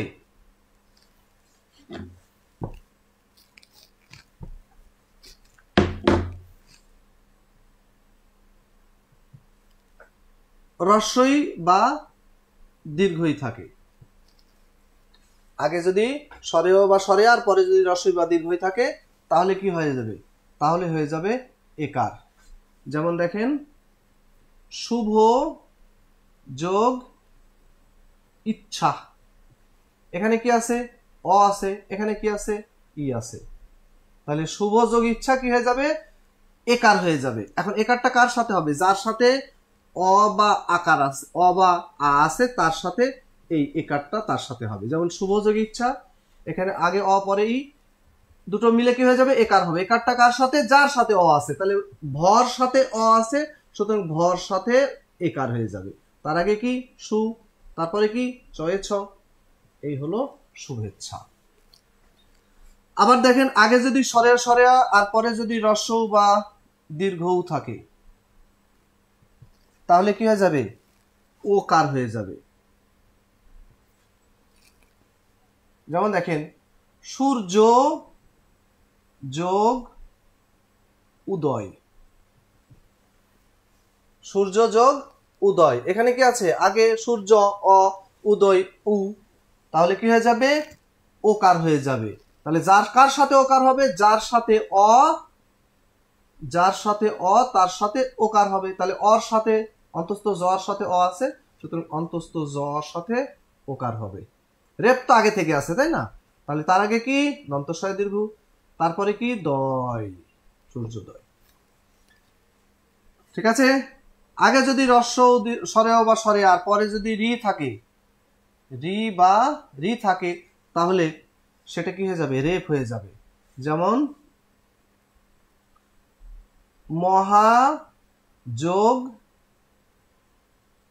ঋষি, মহাযোগ ঋষি কি হবে, এখানে আ এখানে রি, তাহলে কি হয়ে যাবে, সেটা রেপ হয়ে যাবে। তাহলে ম হ, হর সাথে আ, সুতরাং হর সাথে রেপ হওয়ার কথা, তাই না? রেপটা কার সাথে হওয়ার কথা, রেপটা কার সাথে হওয়ার কথা, রেপটা হওয়ার কথা হর সাথে। কিন্তু এটা মাথায় রাখবেন যে রেপ কখনো নিজ বর্ণ গ্রহণ করে না, যার রেপ সে অন্যের ঘাড়ে চাপিয়ে দেয়। ঠিক আছে? এই জন্য রেপটা হবে পরের বর্ণ দিয়ে, এই মূর্ধন্য স্বয়ের রস্বইকার, তার উপরে রেপ মহর্ষি। আর আগে যদি স্বরেয় বা স্বরে আর পরে যদি ঋত থাকে, ঋত থাকে, তাহলে কি হয়ে যাবে, সেক্ষেত্রে আর হবে। যেমন শীত যোগ ঋত, কি হয়ে যাবে, শীত এর সাথে আর, তাহলে শীত যোগ আর, শীতার, সীতা আর নিচে র, ওই রটা হয়ে যাবে রেপ, সীতা আর ত, সীতার্থ। কথাই বুঝেছি? আগে যদি স্বরে স্বরে আর পরে যদি এই যে এ বা ওই থাকে, এ বা ওই থাকে, তাহলে সেটা কি হয়ে যাবে, ওই হয়ে যাবে। যেমন জন যোগ এক, তাহলে কি হয়ে যাবে, ওই, ওই মানে ওইকার আর কি, ওই বা ওইকার, ওই। তাহলে যার সাথে অ তার সাথে ওই হবে, দন্তন্যর সাথে অ আছে, সুতরাং দন্তন্যর সাথে ওই, তাহলে জনই, আর এখানে থাকলো ক, জনৈক। আর একটা দেখেন, আগে যদি স্বরে স্বরে আর পরে যদি কি থাকে, ও বা ও থাকে, ও বা ও থাকে, তাহলে কি হয়ে যাবে, তাহলে ঔকার হয়ে যাবে। যেমন দেখেন, মহা যোগ ঔষধ, কি হয়ে যাবে, এখানে আ এখানে ও আছে, যার সাথে আ তার সাথে ও হবে, তাহলে ম হ, হর সাথে অ, সুতরাং মহর সাথে ও, মহ, বাকি থাকলো মূর্ধন্য স আর ধ। তাহলে আমরা কি দেখতে পাচ্ছি যে পরে যে স্বরেয় স্বরেয়া, আর এরপরে সিরিয়ালি দেখেন বর্ণগুলো আমি লিখেছি, রস্বই দীর্ঘই, রস্বৌ দীর্ঘ, এখানে রস্বই দীর্ঘই, এখানে রস্বৌ দীর্ঘ, এখানে রি, রি বা ঋত, আর এখানে এ ওই, এখানে ও ও। তাহলে এই 11টা স্বরের মধ্যে স্বরেয় স্বরে আগে আর বাকিগুলো যদি পরে থাকে, সেই ক্ষেত্রে কোনটা থাকলে কি হবে আমরা একটু দেখে ফেললাম। তাহলে আগে স্বরেয় স্বরেয়া, রস্বই দীর্ঘই থাকলে এটা একটু বলবেন এভাবে, রস্বই দীর্ঘই থাকলে একার, রস্বৌ দীর্ঘ থাকলে ওকার, রি থাকলে রেপ, ঋত থাকলে আর, এ ওই থাকলে ওইকার। দেখেন ওই ওইকারটা কোনটা, এই যে পরের দীর্ঘ স্বরটা, ও ওটা কোনটা, পরের দীর্ঘ স্বরটা। ঠিক আছে, এখানে আমরা তাহলে এগুলো দেখলাম। এখন এখানে দেখতে পাচ্ছি প্রত্যেকটার আগেই স্বরেয় বা স্বরেয়া আছে, কিন্তু সময় কত, সময় তো আচ্ছা, এত বিস্তারিত আলোচনা করতে গেলে একটু সময় ক্ষেপণ হচ্ছে। হ্যাঁ, প্রত্যেকটা ক্ষেত্রে আমরা দেখতে পাচ্ছি স্বরেয় স্বরেয়া আগে, কিন্তু এমন যদি হয় যে স্বরেয় স্বরেয়া এগুলো আগে নয়, আগে এগুলো থাকলো, কোথায় থাকলো,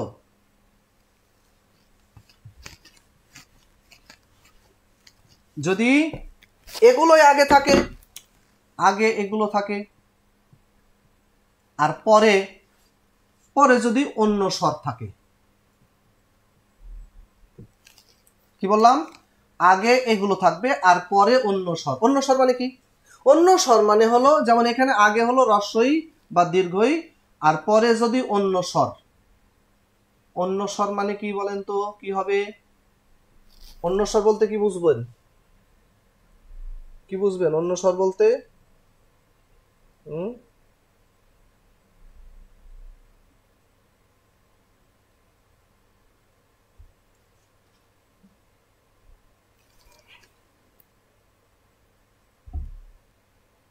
এখানে অন্য স্বর বলতে এই যে রস্বই বা দীর্ঘই, এই দুইটা ছাড়া, হ্যাঁ এই দুইটা ছাড়া বাকি যে 11টা স্বর, 9টা স্বর থাকলো, বাকি 9টি স্বরের যে কোনটি। ঠিক আছে, তাহলে আগে যদি রস্বই বা দীর্ঘ পরে যদি অন্য স্বর থাকে, তাহলে কি হবে, তাহলে কি হবে, তাহলে যেটা হবে এখানে জ ফলা হবে, কি হবে, জ ফলা। যেমন দেখেন প্রতি যোগ এক, প্রতি যোগ এক,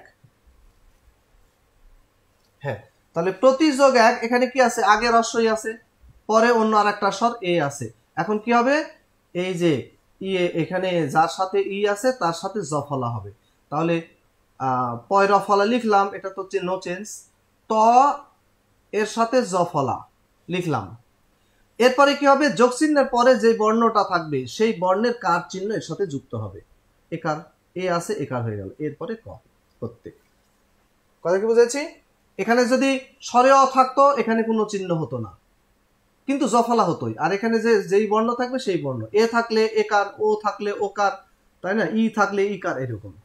আগে যদি রস্বই দীর্ঘ, রস্ব বা দীর্ঘ, আর পরে যদি অন্য স্বর থাকে তাহলে হবে বফলা। আচ্ছা, এখানে লিখি সংক্ষেপে, বফলা।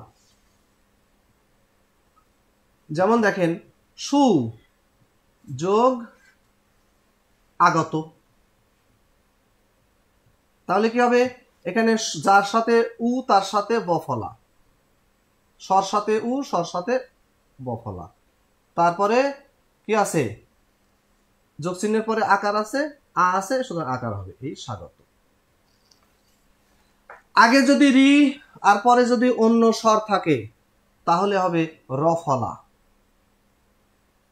যেমন দেখেন মাতৃযোগ আদেশ, কি হবে, মাতৃযোগ আদেশ কি হবে, যার সাথে রি তার সাথে র ফলা, তর সাথে রি, সুতরাং তর সাথে র ফলা। মা, এখানে আকার আছে, আকার দিলাম, মাত্রাদেশ। আগে যদি এটা লাগবে না, আগে যদি এ বা ওই থাকে আর পরে যদি অন্য স্বর থাকে তাহলে কি হবে? তাহলে এখানে এ থাকলে হবে অয়, ওই থাকলে হবে আই। যেমন দেখেন কি বললাম কথাটা, যে আগে যদি এ আর পরে যদি অন্য স্বর থাকে তাহলে তার পরিবর্তে হবে অয়, আর ওই থাকলে আই হবে। যেমন দেখেন নে যোগ অন, আগে কি আছে? আগে এ আছে আর পরে অন্য স্বর অ আছে, তাহলে যার সাথে এ তার সাথে অয় হবে, তাহলে নর সাথে এ, সুতরাং নর সাথে অয় নয়, আর এর সাথে নয়ন। আর আই কখন হবে? যখন ওই থাকে।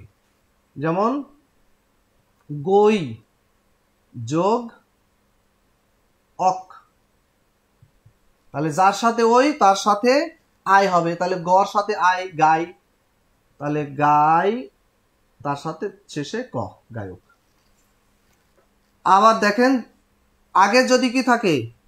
ও বা ও আর পরে অন্য স্বর থাকে, তাহলে ও থাকলে হবে অব, ও থাকলে হবে আব।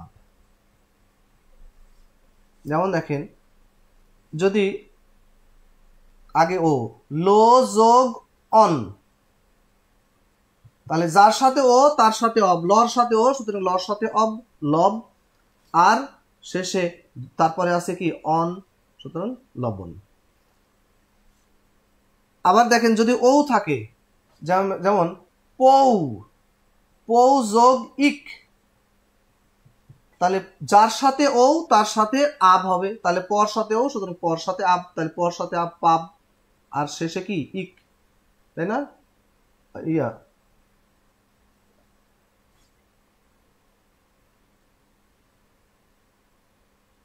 নৌ দিয়ে এখানে, হ্যাঁ, নৌ যোগ ইক, তাহলে কি হবে? নর সাথে ও, সুতরাং নর সাথে আব, নাব, আর এর সাথে ইক, নাবিক। ঠিক আছে, এই হলো মোটামুটি আমাদের কি স্বর সন্ধির নিয়মগুলো গেল। এখন আমরা এগুলো একটু ভালো করে খেয়াল করবেন। তাহলে আগে রস্বই দীর্ঘই থাকলে জফলা, রস্ব দীর্ঘ থাকলে বফলা, রি থাকলে রফলা, এ ওই থাকলে অয় আই, ও ও থাকলে অব আব। এই দুটো ভেরি ইম্পর্টেন্ট, এখান থেকে প্রশ্ন আসে। আচ্ছা, কতগুলো নিপাতনের স্বরসন্ধি আছে? যেমন শুদ্ধোদন, মার্তণ্ড, হ্যাঁ, এই সব স্বরসন্ধিগুলো, নিপাতনের সিদ্ধ স্বরসন্ধিগুলো আপনারা একটু দেখে নেবেন। আপনাদের যে ইয়ে দেওয়া আছে,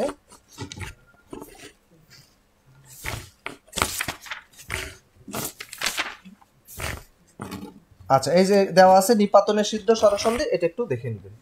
ঠিক আছে,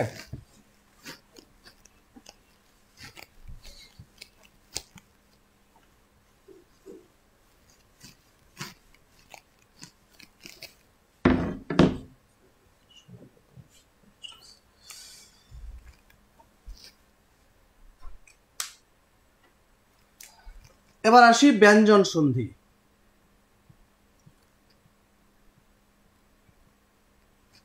ব্যঞ্জন সন্ধির ক্ষেত্রে আমাদের কিছু নিয়ম আছে। যেমন যদি আগে, সবসময় তো যোগ চিহ্নের আগে আর পরের ব্যাপার স্যাপার থাকবে, তাই না? সেক্ষেত্রে আমি কতগুলো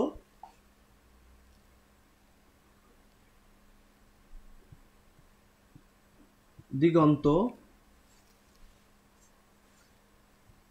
নিযন্ত,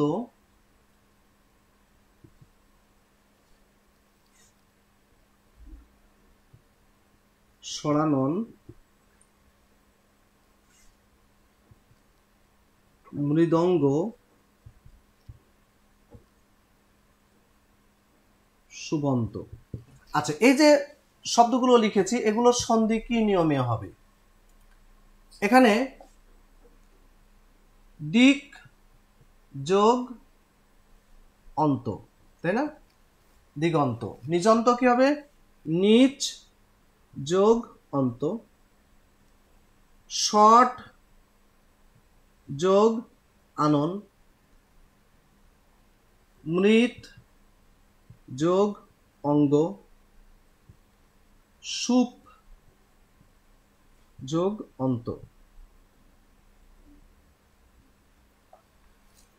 দেখেন তো এখানে কি, ক ক চ ট ত প, এগুলো কি আমরা জানি আমাদের যে বর্ণগুলো আছে, বর্ণগুলোর মধ্যে ক চ ক খ গ ঘ উ, এইগুলোকে বলা হয়, এই পাঁচটা হলো ক বর্গীয় বর্ণ। এরকম ক চ ট ত প, এই যে বর্গীয় বর্ণের এই প্রথম বর্ণগুলো।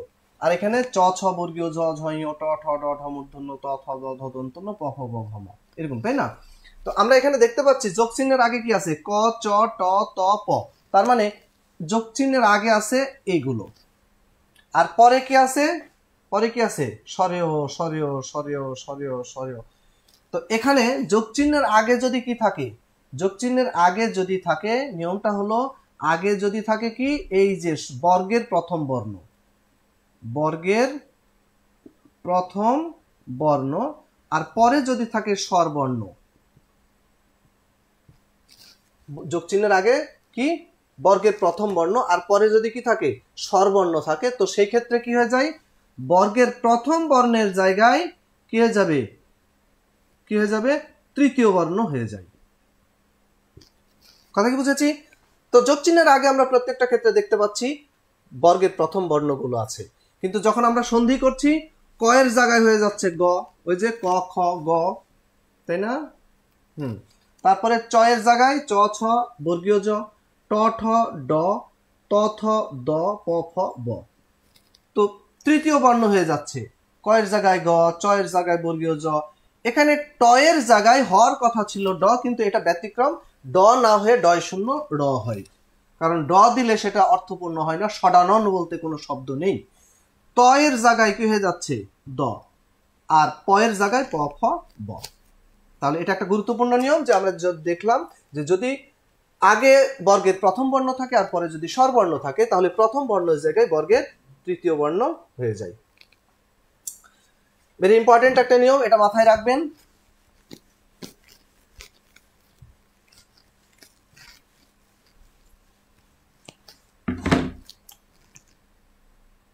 আচ্ছা, আরেকটা নিয়ম হলো, আগে যদি স্বরধ্বনি থাকে আর পরে যদি চ বা ছ থাকে, তাহলে কি হয়ে যাবে, তাহলে ওই চ বা ছ এর জায়গায় চ এ ছ হয়ে যাবে। যেমন আ যোগ সন্ন, কি হয়ে যাবে, আগে যদি স্বরধ্বনি থাকে আর পরে যদি কি থাকে, চ বা ছ থাকে, তাহলে চ বা ছ এর জায়গায় কি হয়ে যাবে, চ এ ছ হয়ে যাবে,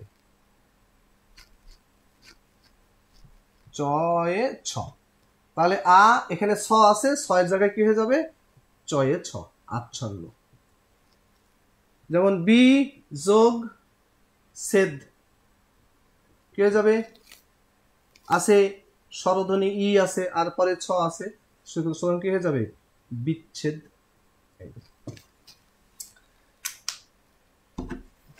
তাহলে নিয়মটা কি বললাম, যে আগে যদি স্বরধ্বনি থাকে আর পরে যদি চ ছ থাকে, তাহলে কি হয়ে যাবে, তাহলে কি হয়ে যাবে, চ বা ছ এর পরিবর্তে চ এ ছ হয়ে যাবে।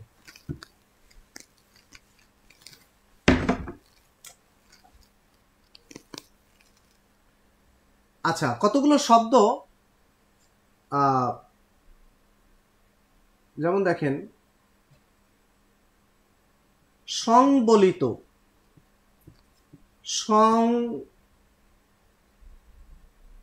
সংবর্ধনা, এই যে শব্দগুলো, এই শব্দগুলো কিভাবে হয়, এই শব্দগুলো দেখেন, এখানে অনেক সময় শব্দগুলো ভুলভাবে বানানের ক্ষেত্রে আমরা এটা দেখতে পাই। যেমন সম্বলিত লেখা থাকে কি, সম্বলিত, কিন্তু শব্দটা সম্বলিত নয়, শব্দটা লেখা থাকে সম্বর্ধনা, সম্বর্ধনা, কিন্তু শব্দটা সম্বর্ধনা নয়, এটা হলো সংবলিত সংবর্ধনা। নিয়মটা কি, আগে যদি ম থাকে,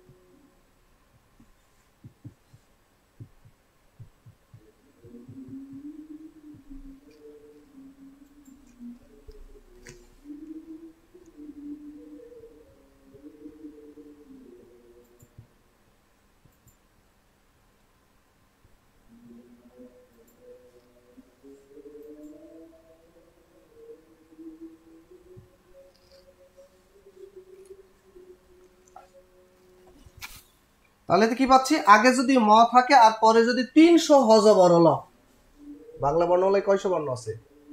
300, 100, 200, 300, 100, 200, 300, এক তালব্য মূর্ধন্য ষ দন্ত স, আর পরে কি হজবরল থাকলে কি হয়, এই ময়ের পরিবর্তে অনুস্বর হয়ে যায়। যেমন দেখেন সমযোগ বলিত, এখানে ব আছে না, ব আছে, সুতরাং ময়ের পরিবর্তে কি হয়ে যাবে, অনুস্বর হবে, কিন্তু ময়ের সাথে কি হবে না, মটা থাকবে না, অনুস্বর হয়ে যাবে ময়ের পরিবর্তে।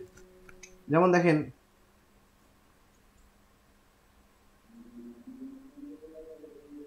সম যোগ কি আরেকটা দি হার, তাহলে কি সমহার বলবো না, ময়ের পরিবর্তে অনুস্বর সংহার। যেমন দেখেন ল সম যোগ লাভ, কি হবে, সংলাপ। এরকম ভেরি ইম্পর্টেন্ট নিয়ম, এটা খেয়াল রাখতে হবে।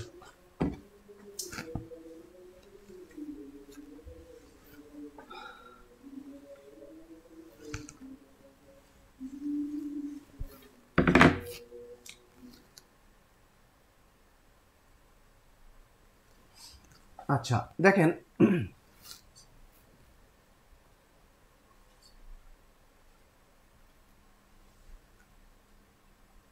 এবার আসেন বিসর্গ সন্ধি। তবে ব্যঞ্জন সন্ধির ক্ষেত্রে কতগুলো নিপাতনে সিদ্ধ আছে, এই নিপাতনের সিদ্ধ ব্যঞ্জন সন্ধিগুলো বইয়ের মধ্যে আছে কিছু, এগুলো একটু দেখে নেবেন। ওকে, এবার আসি বিসর্গ সন্ধি। তবে বিসর্গ সন্ধির ক্ষেত্রে যে দুটো কথা মাথায় রাখতে হবে, বিসর্গ সন্ধি মূলত দুই প্রকার, একটা হলো রজাত আর একটা হলো স্বজাত বিসর্গ। রজাত বিসর্গ হলো যেখানে রয়ের পরিবর্তে বিসর্গ বসে, যেমন পুনর, তাই না, পুনর, কিন্তু পুনরের পরিবর্তে আমরা কি বলি, পুনঃ, তাহলে এখানে বিসর্গটা কার পরিবর্তে, রয়ের পরিবর্তে। আর স্বজাত বিসর্গ কার পরিবর্তে, স্বয়ের পরিবর্তে, যেমন মনস, এখানে স্বয়ের পরিবর্তে কি হয়ে যায়, স্বয়ের পরিবর্তে হয়ে যায় মনঃ। এখানে বিসর্গ সন্ধিতে রজত আর স্বজাত বিসর্গের ব্যাপার স্যাপার। আচ্ছা, আমরা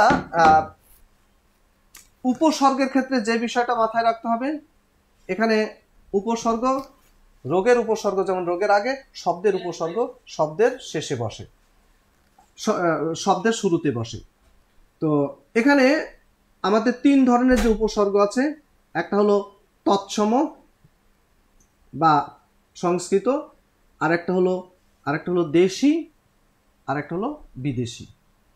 এখানে সংখ্যা নিয়ে একটা প্রশ্ন প্রায় আসে, তৎসম আর দেশি, 20টি না 21টি, 21টি না 20টি। মনে রাখবেন যেটা দেশি সেটা বেশি, দেশি উপসর্গ 21টি, তৎসম উপসর্গ 20টি।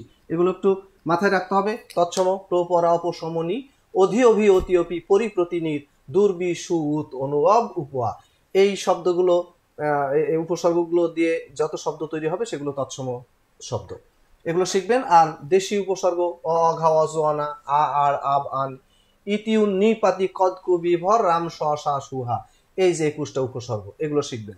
আর বিদেশি উপসর্গের মধ্যে এর মধ্যে মূলত ফার্সি আছে, এর মধ্যে হিন্দি আছে, আরবি আছে, হ্যাঁ, আরবি এবং ফার্সি আছে। তো এগুলো একটু শিখে নিতে হবে। আশা করি প্রবলেমগুলো আপনাদের সলভ হবে। ওকে, তাহলে আজকে এই পর্যন্তই থাকলো।